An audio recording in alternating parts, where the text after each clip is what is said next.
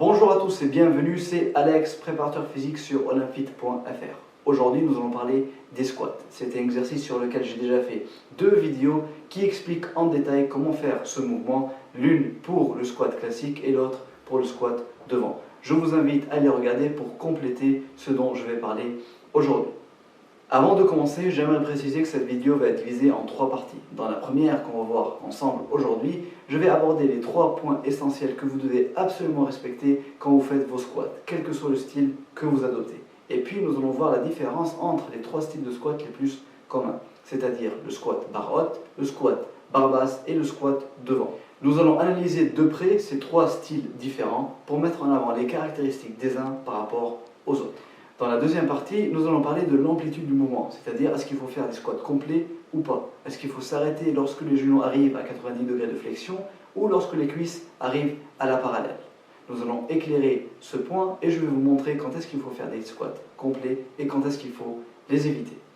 Dans la troisième partie, nous allons parler des problèmes techniques qu'on voit le plus souvent au squat. Pour que vous puissiez utiliser tout ce que vous avez appris et faire des squats correctement et sans vous blesser, il vous faut un minimum de mobilité et de souplesse. Je vais vous montrer quelques exercices de mobilité articulaire et d'étirement dynamique en vous expliquant comment il faut les faire et quand est-ce qu'il faut les utiliser.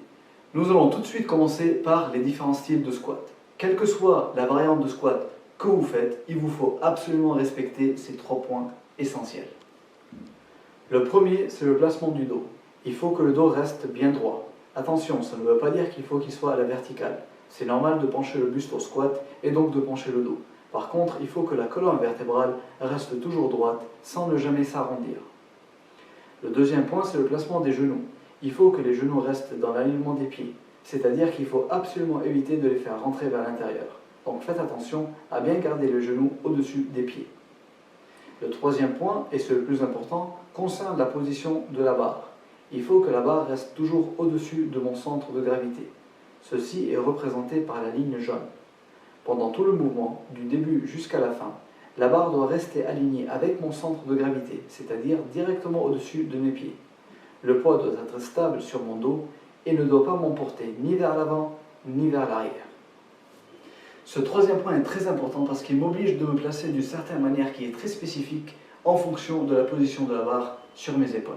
Donc nous allons voir comment cette position de la barre affecte toute la dynamique du squat. Pour rester dans la généralité, nous allons parler des 3 styles de squat les plus répandus, c'est-à-dire le squat barre haute, le squat barre basse et le squat devant.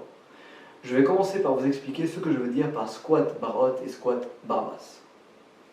Quand je parle de squat barre basse, je veux dire que la barre est positionnée légèrement sous les deltoïdes postérieurs et directement sur le dessus de la scapula, comme sur la photo à droite. Quand je parle de squat barre haute, je veux dire que la barre est positionnée à la base de la nuque et directement sur le dessus des épaules, comme sur la photo à gauche. Et au squat devant, la barre est positionnée sur l'avant des épaules. Maintenant, nous allons voir la différence entre ces 3 styles de squat et puis nous allons voir quel style de squat est le plus adapté pour vous en fonction de votre morphologie et de votre objectif. Comme vous pouvez le voir sur cette image, au squat barre basse, donc tout à gauche, la position de la barre oblige le buste à se pencher vers l'avant pour garder le poids aligné avec le centre de gravité, donc directement au-dessus des pieds. Cela est schématisé par la ligne jaune. Dans cette position, l'angle A, qui représente la flexion de la hanche, est plus petit que l'angle B, qui représente la flexion du genou. Ce qui veut dire que les muscles de la chaîne postérieure sont plus étirés au squat barre basse que dans les autres styles de squat. Donc les ischio-jambiers et les fessiers sont plus impliqués dans le mouvement et travaillent davantage par rapport au quadriceps. Ici, les genoux ne dépassent pas les orteils, mais ceci n'est pas toujours vrai. Au squat barre haute et au squat devant, les genoux dépassent les orteils, et c'est tout à fait normal. Vous avez peut-être entendu dire qu'il ne faut absolument pas laisser les genoux dépasser les orteils. Ce n'est pas une règle en soi. Comme vous pouvez le voir, ceci dépend de votre style de squat, mais aussi de votre morphologie. L'essentiel, c'est de respecter les 3 points que nous avons vus au début de cette vidéo. Pour le squat barre haute, donc la photo du milieu, la barre est positionnée plus haut sur le dos. Dans cette position, le buste s'incline légèrement pour aligner le poids avec le centre de gravité. Comme vous pouvez le voir, l'inclinaison du buste est moins importante qu'au squat barre basse. Notez que l'angle de flexion de la hanche et celui du genou sont à peu près équivalents. Ce qui veut dire que les muscles de la chaîne postérieure et ceux de la chaîne antérieure travaillent d'une manière à peu près équilibrée, même si les quadriceps restent dominants dans ce style de squat. Et enfin, pour le squat devant, donc tout à droite, la position du buste est très proche de la verticale. Encore une fois, ceci est nécessaire pour garder la barre alignée avec le centre de gravité et donc le milieu des pieds. Ici, l'angle de flexion du genou est beaucoup plus petit que celui de la hanche, ce qui veut dire que les quadriceps sont beaucoup plus impliqués dans le mouvement que les ischio-jambiers et les fessiers. Vous pouvez à tout moment revenir vers ce petit tableau qui résume l'essentiel de cette vidéo.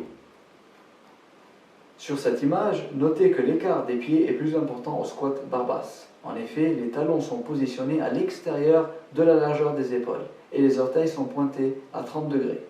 Ceci est nécessaire pour ouvrir les hanches, positionner le bassin en antéversion et permettre au buste de se pencher sans arrondir le bas du dos. Au squat barre haute, les talons sont légèrement moins écartés que la largeur des épaules et les orteils moins ouverts. Au squat devant, l'écart des pieds est plutôt serré. Il est généralement égal à la largeur des épaules et les orteils pointent vers l'avant. Et voici donc pour les 3 styles de squat. Nous allons maintenant voir lequel vous devez choisir en fonction de votre morphologie et de votre objectif.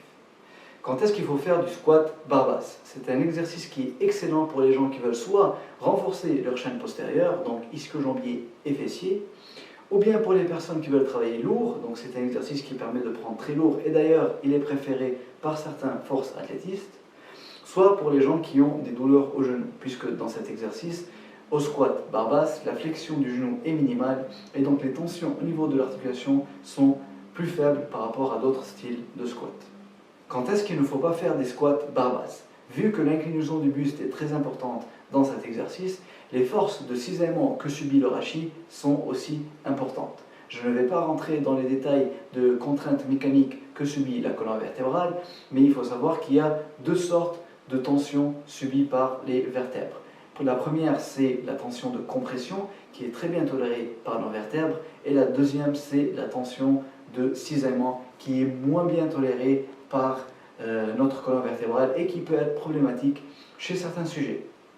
Au squat barre basse, ces contraintes de cisaillement sont relativement importantes à cause de l'inclinaison du buste, donc peut-être que cet exercice n'est pas le meilleur choix pour quelqu'un qui a des problèmes au dos. Quand est-ce qu'il faut faire des squats devant? Le squat devant est un excellent choix pour les gens qui bien sûr font de l'haltérophilie et qui veulent travailler leur technique d'épaulé jeté. C'est un mouvement qui est aussi très intéressant pour les gens qui veulent travailler l'hypertrophie et la puissance de leurs quadriceps et de leur chaîne antérieure. Et puis les squats devant peuvent être un choix judicieux pour les gens qui veulent faire des squats mais qui ont des problèmes au lombaire, puisque au squat devant le buste est très proche de la verticale et donc les forces de cisaillement au niveau des vertèbres sont minimales. Quand est-ce qu'il ne faut pas faire des squats devant? Vu que la flexion du genou est très importante au squat devant, cela augmente les tensions au niveau de l'articulation et donc cet exercice n'est pas conseillé pour les gens qui ont des problèmes au genou. Qu'en est-il des squats barre haute? Vous l'avez très bien compris, le squat barre haute se situe à mi-chemin entre le squat barre basse et le squat devant. C'est un exercice qui fait travailler essentiellement les quadriceps, mais aussi les ischio-jambiers et les fessiers. Ça reste un mouvement à dominante chaîne antérieure, et donc la flexion du genou est relativement importante au squat barre haute, et à mon avis, il faut quand même avoir des genoux en bonne santé pour pouvoir bénéficier de cet exercice, tout en minimisant le risque de blessure. Et donc voici pour la première partie, n'oubliez pas d'aimer et de partager sur vos réseaux sociaux, ça m'aide beaucoup pour mon travail. Suivez-moi sur Facebook et abonnez-vous pour recevoir la deuxième partie que je vais mettre en ligne très prochainement et qui va être très intéressante puisque je vais parler d'un sujet controversé, les squats complets. Je vous dis à très bientôt dans une prochaine vidéo.